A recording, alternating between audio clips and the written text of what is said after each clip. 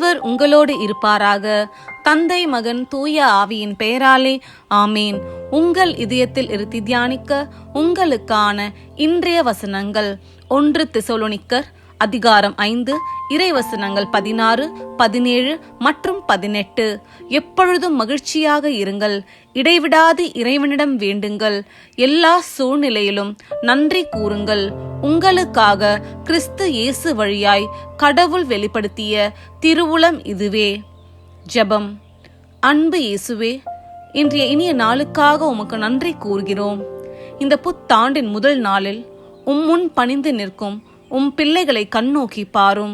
என்றும் அவர்கள் மகிழ்ச்சியோடு இருக்க இன்னல் காலத்தில் உமது பெலன் அவர்களை தாங்க, எல்லா சூழ்நிலையிலும் உமக்கு நன்றி கூற பிள்ளைகளை திடப்படுத்தி ஆசீர்வாதங்களால் அவர்களை நிரப்பும். ஆமீன்.